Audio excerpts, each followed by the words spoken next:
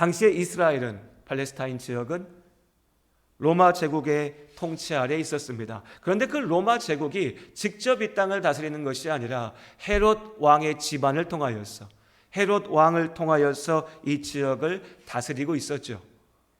헤롯 왕은 에돔 출신이었습니다. 유대인이 아니었죠. 그러니까 유대인들의 눈에 봤을 때는 언제나 이 헤롯 왕의 집안을 보면서 저 집안이 왕은 왕인데 유대인이 아니고 우리와는 다른 사람들이야. 그리고 저 왕이 로마에 빌붙어서 우리를 억압하고 있어 라고 하는 이 불만이, 원성이 항상 깔려 있었습니다. 그리고 저 위에서 로마 황제, 로마의 권력자들이 봤을 때는 왕이라고 불려지지만 저 헤롯이 아무 문제 없이 저 땅을 잘 다스리면 우리가 그냥 좋게 보고 넘어갈 수 있고, 그러나 무엇라도 문제가 생기면, 무엇라도 꼬투리가 생기면, 무엇라도 마음에 들지 않으면 말이 좋아 왕이지 어느 날 황제의 말 한마디로 날아가 버릴 수 있는 것이 헤롯 왕의 자리였다고요. 그러니 어떡합니까? 헤롯 왕은 위로는 로마의 비위를 맞춰야 됐고, 아래로는 유대 사람들의, 유대의 권력자들의, 유대의 기득권층의 입맛에 맞는 일을 행해야 됐습니다. 왕은 왕이지만 여기저기 눈치 봐야 되는 그런 왕이었죠. 머릿속에는 온통 정치적인 계산만 가득했습니다. 왜요? 내 자리를 지켜야 됐으니까. 그런데 그런 헤롯이 생각할 때 가만 보니까 예수를 못 박아서, 십자가에 못 박아서 죽이니까 유대의 권력자들이 좋아하는 겁니다. 예루살렘에 세워진 초대교회 공동체가 핍박을 받으니까 유대교회 지도자들이 좋아하는 거예요. 그리고 이제 유대인들의 지지를 얻고 싶었던 이 헤롯 왕의 눈에 들어온 것이 무엇이었냐면, 예루살렘에서 핍박받았음에도 불구하고 사마리아와 이제는 가나안 땅 밖에, 팔레스타인 밖에 이방인의 땅에까지 확장되어져 가는 교회, 예수를 그리스도라 믿는 사람들, 내가 저 그리스도인들을 핍박하면, 잡아 죽이면 유대인들이 나를 지지해 주겠지라고 생각했던 겁니다. 그래서 오늘 1절의 말씀처럼 이 헤롯 왕이 유대 사람들에게 잘 보이기 위해서, 자기의 정치적인 권력을 지키기 위하여서 칼을 빼들고 나섰습니다. 그리고 그 첫 번째 희생양이 2절의 말씀, 요한의 형제 야고보. 야고보가 이 헤롯의 칼에 죽게 되었습니다. 그리고 이게 다죠. 성경 본문에서는 간단하게 한 줄로만 그의 죽음을 다루고 있습니다. 요한의 형제 야고보를 칼로 죽였다. 그리고 말씀은 넘어가 버립니다. 이어지는 말씀에서 베드로가 경험했던 이야기가 더 길게 기록되어져 있죠. 그럼 우리 생각에 야고보는 그냥 그렇게 죽었나 보다, 그런 사람이었나 보다 라고 우리도 또한 넘어가게 되죠. 그러나 요한의 형제 야고보는 결코 그렇게 가벼운 인물이 아니었습니다. 성경에는 여러 명의 야고보가 등장합니다. 예수님의 제자들 중에도 2명의 야고보가 있었죠. 이들을 구별하기 위해서 그 아버지의 이름을 가지고 불렀습니다. 세베대의 아들 야고보, 알페오의 아들 야고보. 그 중에 오늘 헤롯의 칼에 죽게 된 요한의 형제 야고보는 또한 세베대의 아들이라고 불리죠. 요한복음을 기록한 사도 요한, 그의 형제 야고보요. 우리가 예수님의 12제자 이름을 다 외우지는 못해도 우리 성도님들 그냥 제자라고 하면 그냥 자연스럽게 머리에 떠오르는, 입에 맴도는 이름들이 있습니다. 베드로와 안드레, 그리고 야고보와 요한이죠. 그 사람들이 어떻게 살았는지, 어떤 모습이었는지 잘 알지 못하지만 이 이름은 그냥 좀 자연스럽게 입에 붙습니다. 베드로와 안드레, 야고보와 요한, 예수님께서 처음 부르셨던 제자들, 갈릴리에서 고기 잡던 어부들이었으나 이제 주님께서 너희로 사람을 낚는 어부가 되게 하겠다라고 하는 부르심을 받고 주님의 곁을 지켰던 제자들, 그 중에서도 베드로와 야고보, 요한은 주님께서 가시는 자리에 가장 가까운데 그 곁을 지켰던 사람들입니다. 변화산 사건, 예수님께서 성령의 은혜 가운데 놀라우신 하나님 나라의 영광으로 변화섰던 그 자리에도, 죽었던 야이로의 딸을 살리는 자리에도, 마지막 순간 예수님께서 겟세마네에서 기도하셨던 그 자리에도 베드로가, 야고보가, 요한이 함께 있었습니다. 바로 그 야고보입니다.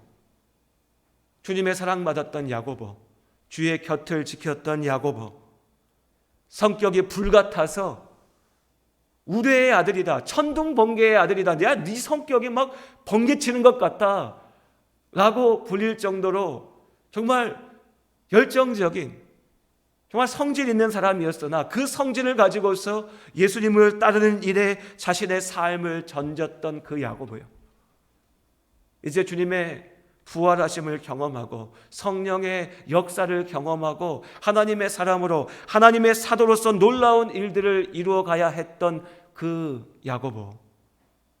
그런데 그 야고보가 사도행전의 오늘 12장 2절에 이 짧은 한 절로 등장합니다. 요한의 형제 야고보가 칼로 죽게 되었다. 그리고 이것이 성경에 등장하는 예수님의 제자들, 그 사도들의 죽음에 대한 유일한 기록입니다.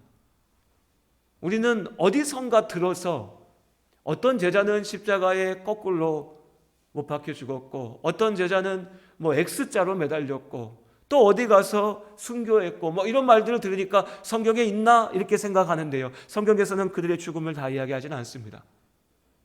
교회의 역사 속에 전승 가운데 또 다른 기록 가운데 이어져 오는 거죠.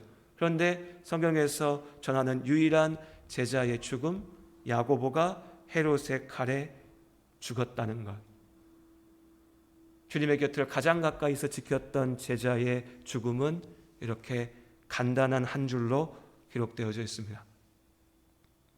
성경에서 말하는 고난, 어려움, 크게 두 가지의 이유로 이야기할 수 있습니다. 먼저는 내가 떨쳐버리지 못한 죄로 인한 어려움, 죄로 인한 고난이지요. 창세기의 야곱을 한번 생각해 보십시오.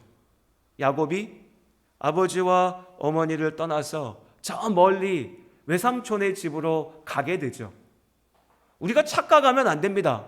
야곱이 외삼촌이 잘 사니까 그 외삼촌 집에 멋지게 유학 간 게 아닙니다. 시골 동네 떠나서 저 대도시에 나가서 내가 폼 잡고 나 유학 왔어, 나 이제 우리 삼촌이 잘 사니까 그 덕을 볼 거야, 이렇게 간 게 아니었죠. 야곱이 왜 갔습니까? 야곱은 도망쳐서 갔습니다. 살려고 갔습니다. 1200km가 다닌 거리를 걸어서 가면서 돌 베고 자면서 가슴을 치고 한탄하고 눈물 흘리고 내가 왜 그랬을까 후회하면서 갔습니다. 왜요? 자신이 죄를 저질렀기 때문에. 그 욕심을 이기지 못하고 형을 속이고 아버지를 속였더니 형이 동생을 죽이겠다고 달려드니까 형이 무서워서 도망쳐 갔던 거죠. 자신의 잘못 때문입니다. 자신의 죄 때문이죠. 광야에서 또 가나안에 들어간 이후에 이스라엘도 마찬가지였습니다. 왜 40년 동안이나 광야를 헤매야 됐습니까? 하나님의 말씀 앞에 순종하지 못했기 때문에. 왜 약속하신 땅 가나안에 들어갔는데 온갖 이방 족속들의 공격 앞에 눈물 흘려야 됐습니까? 하나님의 말씀 앞에 순종하지 않았기에 죄로 인하였어. 그래서 우리 인생 가운데 우리가 부딪히는 고난과 어려움의 가장 많은 이유는 내 잘못 때문이고 나의 죄악 때문입니다. 그럼 우리가 어떻게 해야 됩니까, 여러분? 하나님 이 고난 없게 하여 주시옵소서라고 기도하는 그때에 우리는 또한 분명하게 회개해야 됩니다. 막연한 후회가 아니라 회개해야 됩니다. 내가 그때 왜 그랬을까에 멈추는 것이 아니라 이제 내가 하나님 앞에 온전하게 나아가야겠다라고 도전해야겠죠. 그게 회개죠.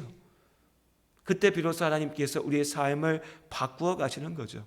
이것이 우리 고난의 한 가지 이유입니다.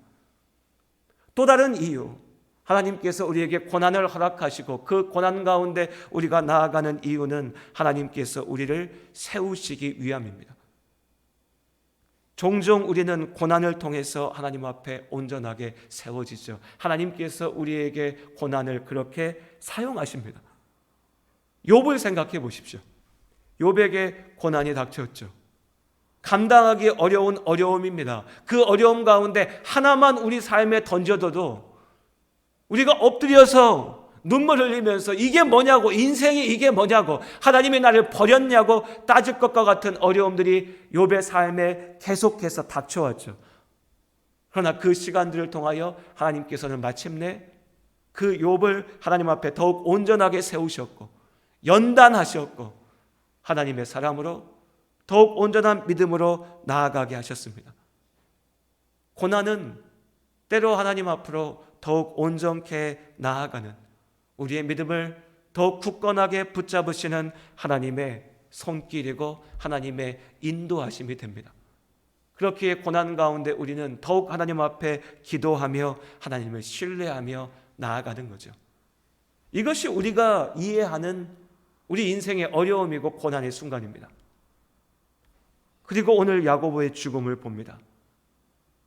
그런데 이 죽음은요, 앞서 말한 두 가지의 경우 가운데 속해 있지 않습니다. 야고보는 죽임당할 만한 죄를 저지르지 않았습니다.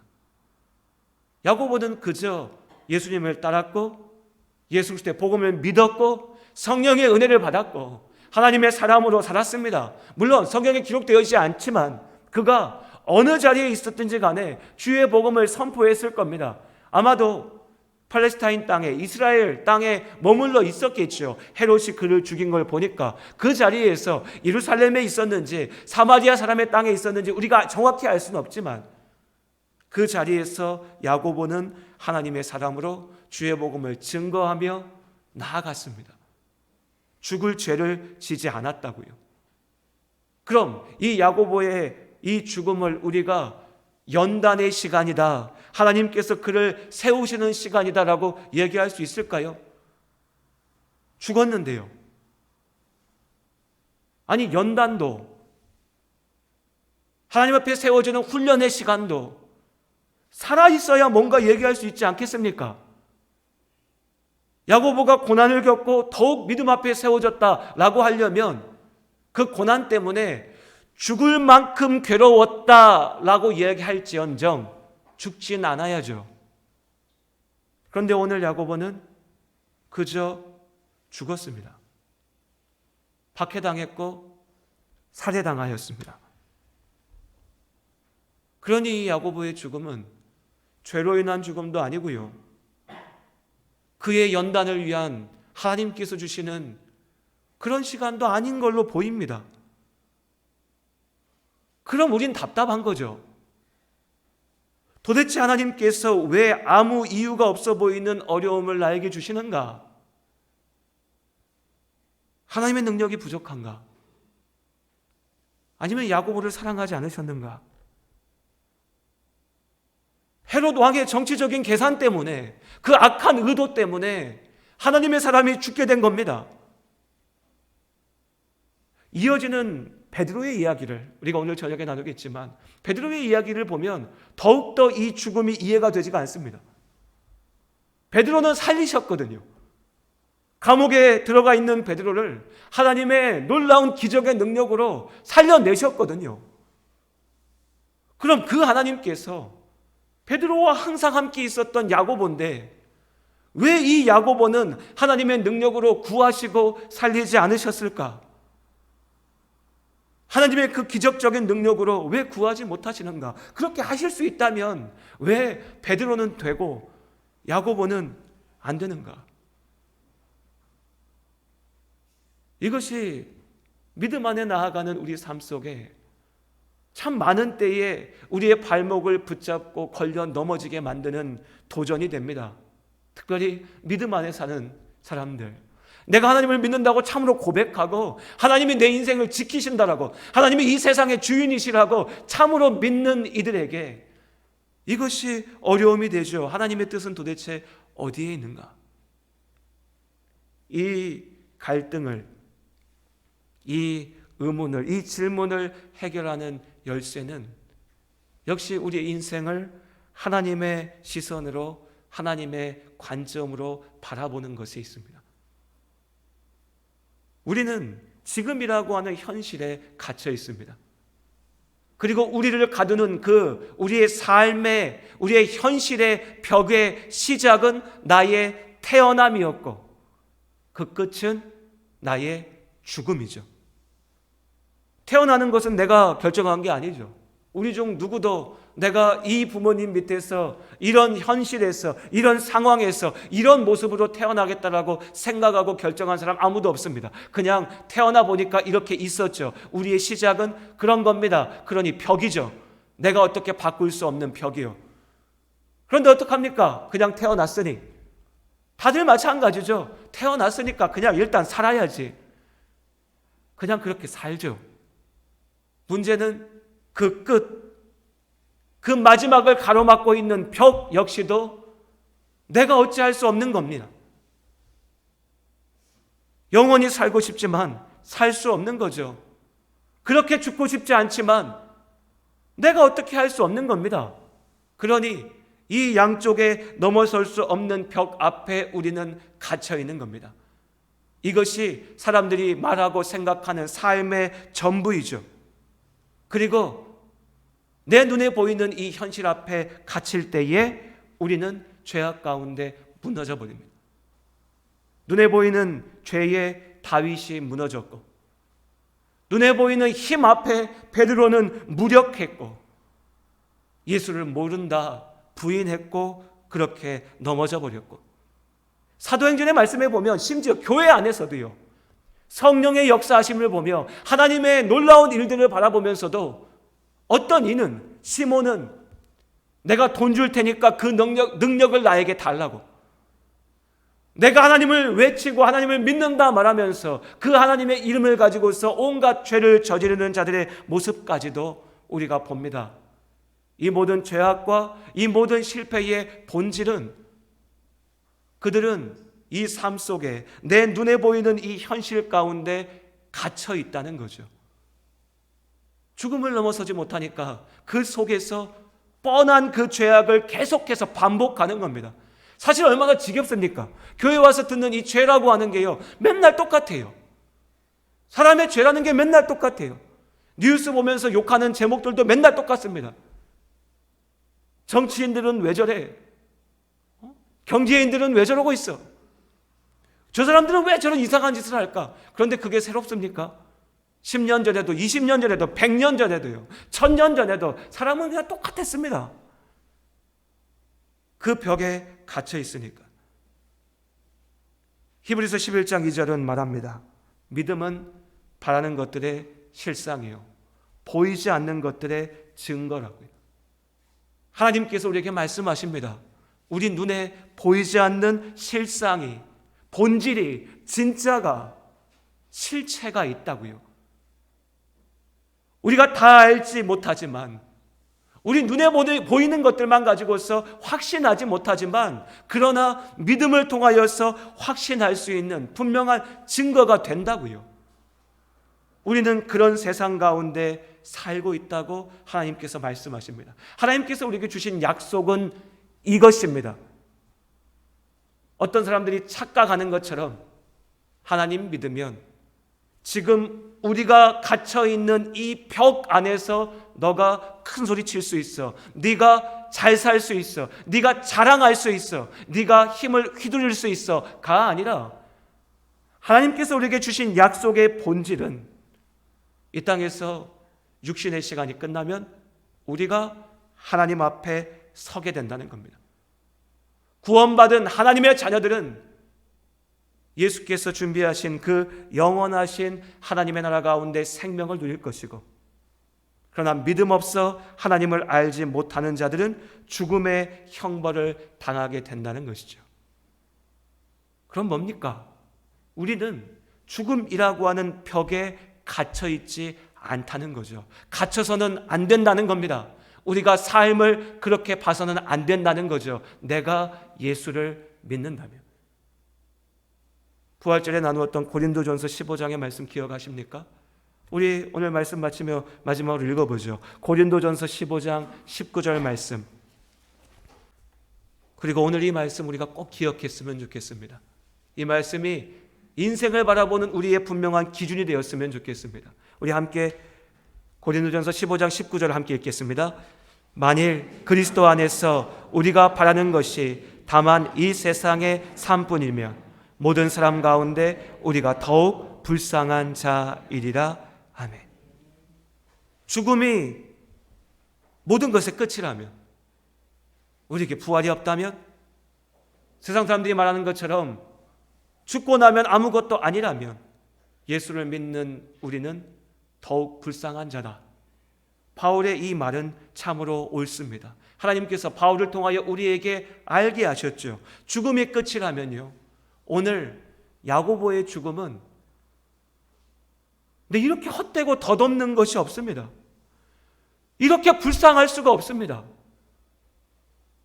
예수 따라다니다가 예수 믿고 성령의 은혜를 누리고 그 맡기신 소명대로 주의 복음 선포했는데, 베드로는, 바울은 내 그 열심에, 내 노력에, 내 도전에 열매라도 좀 받지요.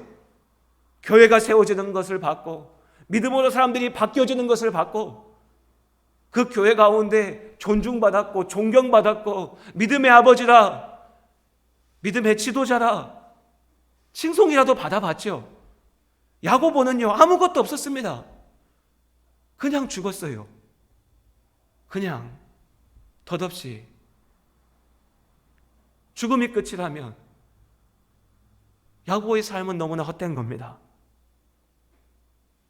그러나 하나님께서는 이 죽음을 넘어 야고보가 영원한 생명을 얻게 하셨습니다.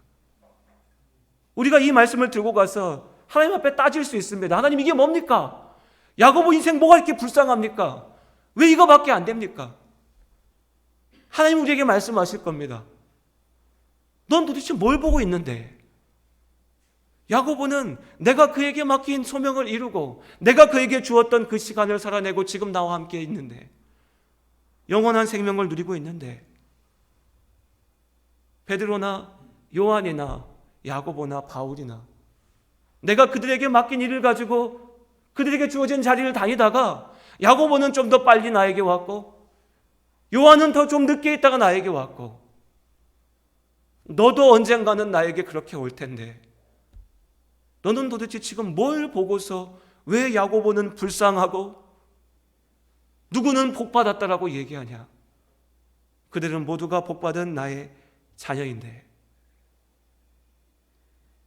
하나님의 공평함은, 하나님의 복은 우리의 눈에 보이는 이 땅에서의 삶으로 계산되는 게 아닙니다.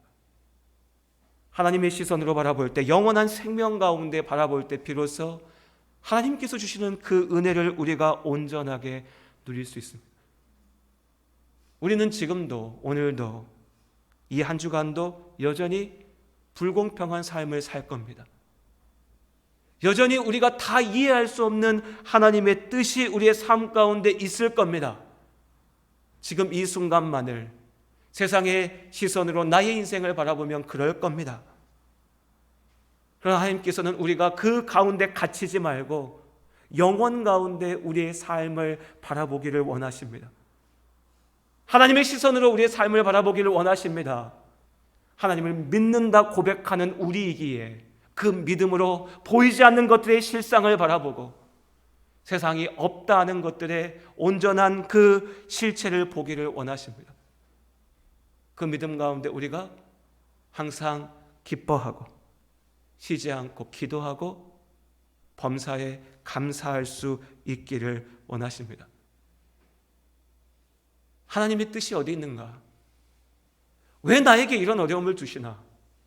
하나님이 살아계시다면 왜 저 사람의 삶을 저렇게 이상한 걸로 끌고 가시나? 왜 저렇게 죽게 하시나? 이 질문이 우리의 마음을 무겁게 짓누르고 있다면, 혹여 우리 성도님들 가운데 그런 분들 계시다면 오늘 하나님께서 주시는 이 말씀이 하나님의 답이 될 수 있기를 원합니다. 그리스도 안에서 우리가 바라는 것이 다만 이 세상의 삶뿐이면 모든 사람 가운데 우리가 더욱 불쌍한 자다. 하나님께서 당신의 영원하신 계획 가운데 우리의 삶을 이루실 줄로 믿습니다. 시선을 들어서 고개를 들어서 하나님 나라를 바라보시기를 바랍니다. 하나님이 실패라 말씀하지 않으셨는데 내가 실패로 규정해서는 안 됩니다. 하나님이 너를 버리지 않겠다 약속하셨는데 내가 왜 나를 버리셨나 스스로 절망해서는 안 됩니다. 주님의 이 부르심 가운데, 은혜 가운데 온전히 나아가는 우리 모든 성도님들 되시기를 주님의 이름으로 축복합니다. 하나님,